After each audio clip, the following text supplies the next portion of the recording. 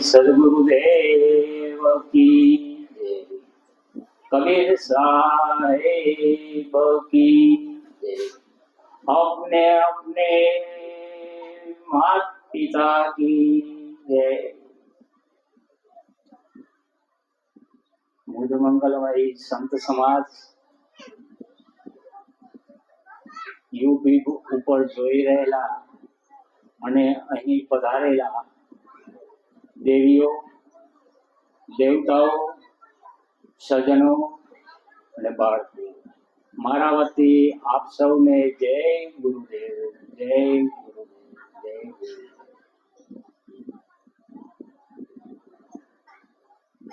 આજનો ગુરુ પૂર્ણિમાનો દિવસ, સવારનું એક સત્ર આપણે પૂરું કર્યું અને હવે બીજું આગળ વધી રહ્યું છે। એ નિમિત્તે શાંતિ જાળવો, બાળકોનો થોડો અવાજ થાય છે।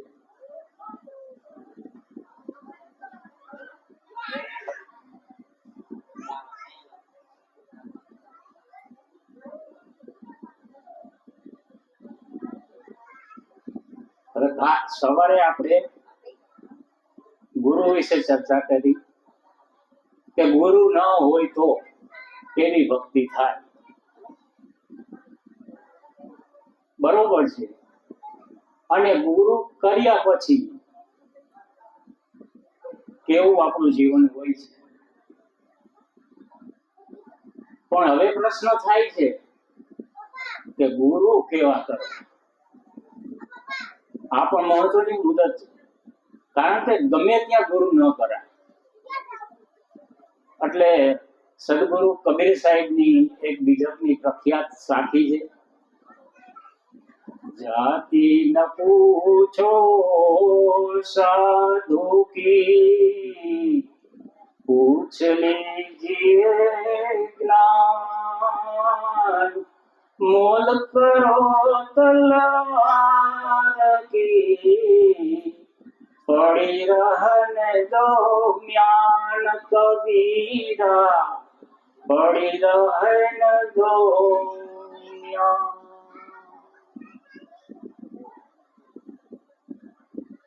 આપણે બધા અહીંયા એક પરિવાર તરીકે સાથે બેઠા છીએ। આજે હિન્દુસ્તાન નહીં પણ વિશ્વ આખું એક તારમાં બાંધ્યું છે। ઊંચ નીચના ભેદભાવ દૂર થયા છે, તો એમની પાછળ કોનો મેઇન ફાળો છે? હિન્દુસ્તાનમાં ઘણા સંતો થઈ ગયા, પણ જો આ એકતા રાખતા હોય તો એમાં પ્રથમ હોય તો આપણા કબીર સાહેબ છે। કહેવામાં આવે છે કબીર સાહેબ નો પગ હાથી સમાન, કે હાથીના પગમાં સમાઈ જાય। હાથીથી મોટું કોઈ પગલું હોતું નથી। એટલે કબીર સાહેબને આપણે આજે યાદ કરી છે। એના નિમિત્તે ગુરુ પૂર્ણિમા આપણે મનાવી રહ્યા છીએ।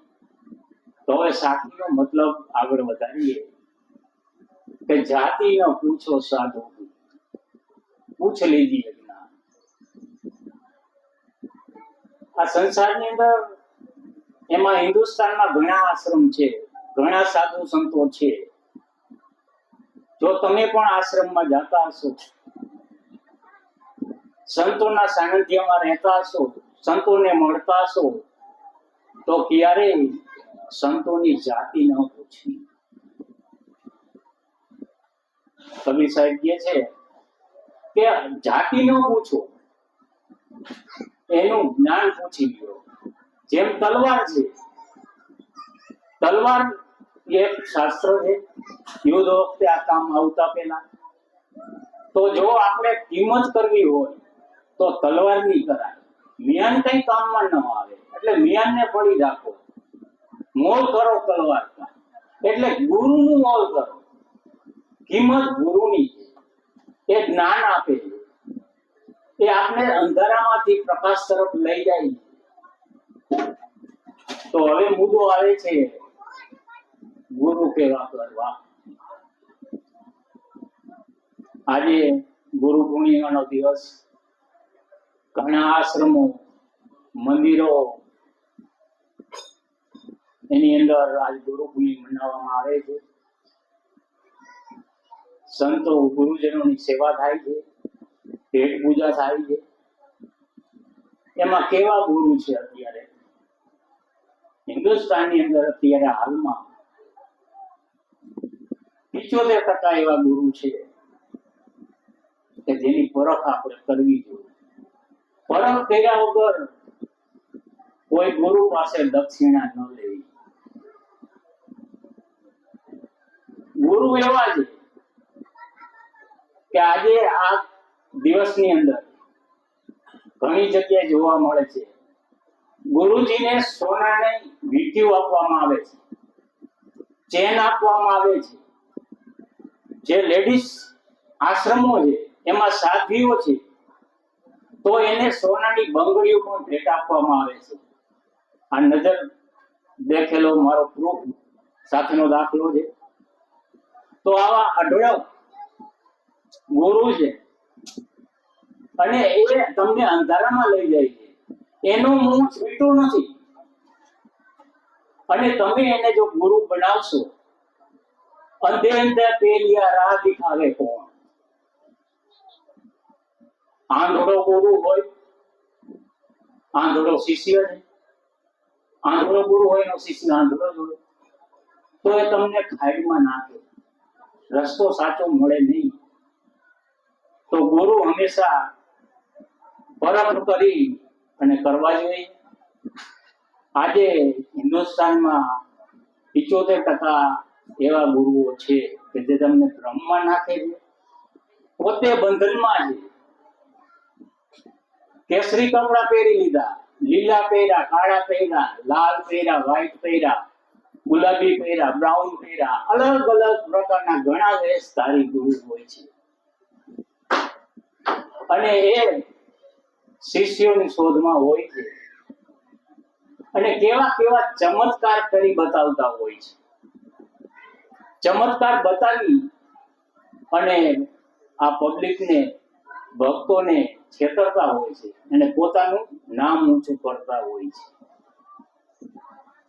હવે પ્રૂફ સાથે મેં જોયેલી ઘટના, અને એ ઘટના મને પણ આવે છે, એ મારે કરાય નહીં, પણ છતાંય તમારી સાથે હું રજૂઆત કરું.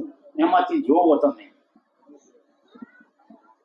મંદિરની અંદર એક મંદિરે ગયેલો, ત્યાં ઘણી વિશાળ સંખ્યા હવનના કુંડ હતા.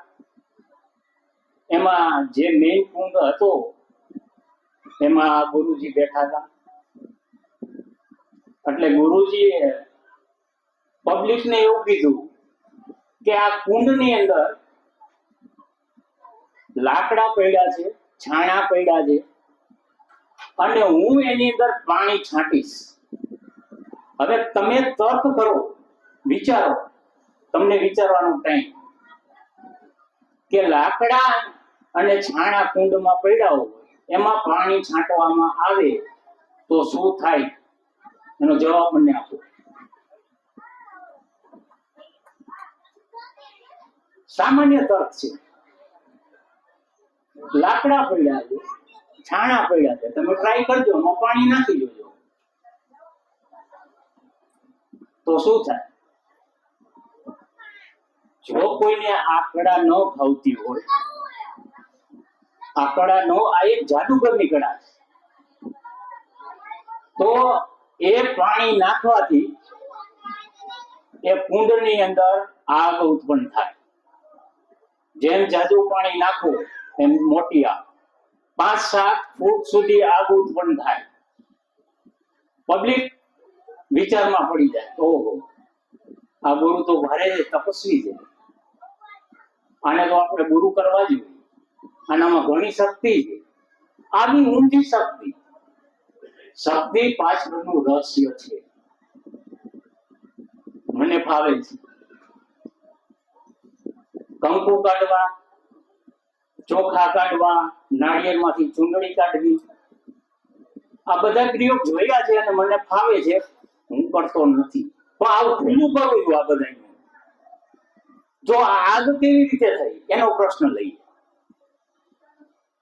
આગ માટે કુંડની અંદર પહેલેથી કેમિકલ પ્રવાહી આવે, એ લાકડા ઉપર અને છાણા ઉપર એડવાન્સ છાંટી દેવામાં આવતું હોય છે, દેખાય નહીં, પેટ્રોલ જેવું. અને એના ઉપર જ્યારે પાણી છાંટવામાં આવે એટલે આગ ઉત્પન્ન થાય. સામાન્ય વાત નથી ખબર તો ઘણું લાગે, પબ્લિકને અંધારામાં આવા ગુરુ લઈ જાય. આપણે કાલે આ ભાઈશ્રીએ મને વાત કરી, મને કે સાહેબ કે હું થોડોક જાદુગરનો પ્રોગ્રામ રાખું, પણ મેં મારી સાથે વિનંતી કરી એમને, પણ કારણ કે અહીં આપણે ગુરુ પૂર્ણિમાનો પ્રોગ્રામ છે, ગુરુ વિશે ચાલવાનું હોય, આપણે પૂનમ માટે ક્યારેક નેક્સ્ટ ટાઈમ ઉપર એને ચાન્સ આપશું. તો બીજો દાખલો એવો છે કે નાળિયેર છે, નાળિયેરની અંદર ચૂંદડી નીકળે, ચોખાઈ નીકળે, ગલાલી નીકળે. નાળિયેર છોતરા ઉતારી નાખવાના સામે, ઉપર ચોટલી છે એ પેક છે, પબ્લિકના હાથમાં દેવામાં આવે કે જોવો તમે, કોઈ ના કહી શકે કે બરોબર છે નાળિયેર આ બજારમાંથી આવ્યું છે, થેલીમાં રાખ્યું, આપણે કાઢ્યું. પછી એ નાળિયેરમાંથી એ અંદર ઓલી 3 આંખું પીએ, નાળિયેરની પોલી હોય તો એ તોડી નાખે, પછી ડિસમિસ થી, પછી અંદરથી ચૂંદડી નાખી હોય અગાઉ, ચૂંદડી કાઢે, કારણ કે પાણી કાઢી નાખ્યું હોય, એટલે જેવડું નાળિયેરની કેપેસિટી છે એવડી ચૂંદડી દાખલ થઈ શકે. એને કહેવામાં આવે કે ભાઈ ટાઇલ પતરી કાઢી દે મોટી, કે ગાડલું કાઢી દે, ગોદડું કાઢી દે, ન કાઢી શકે. એની પાસે જે હોય એ જ કાઢી શકે. અમુક અમુક એવું કે અમારા ગુરુ આકાશમાં ઉડે, એટલે તારા ગુરુ આકાશમાં ઉડે તો પબ્લિકને શું ફાયદો? આવા ચમત્કાર કચ્છની અંદર ચાલતા, અમુક સિટીમાં અમરેલી બાજુ ચાલતા. મેં એડવાન્સ કહી દીધું કે ચા પીવાથી કઈ થાય નહીં. અહીંયા હનુમાનજીને પૂજવા જતા કચ્છમાં, બધાય બંધ થઈ ગયા, બસો ભરીને જતા. આ પરમ કરતા હોય છે, પારખી હોય, સંતો હોય, જ્ઞાની પુરુષ હોય, એને ખ્યાલ આવી જાય.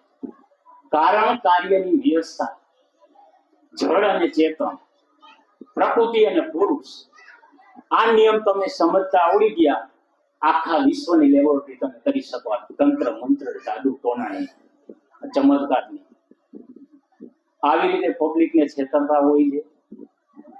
ને નાળિયેર અગાઉથી એને ચૂંદડી અંદર નાખી દે, બોલી અને એની આંખો તોડી નાખે, પછી ચૂંદડી નાખે તો ચૂંદડી નીકળે, ચોખા નાખે ચોખા નીકળે, કંકુ કાઢે કંકુ નીકળે, પાણી કાઢી દે. પછી એની જે ઓલી ચોટલી કહે છે બધા આપણી ભાષામાં દેશી, એ ફેવિકિકથી ચોંટાડી દે.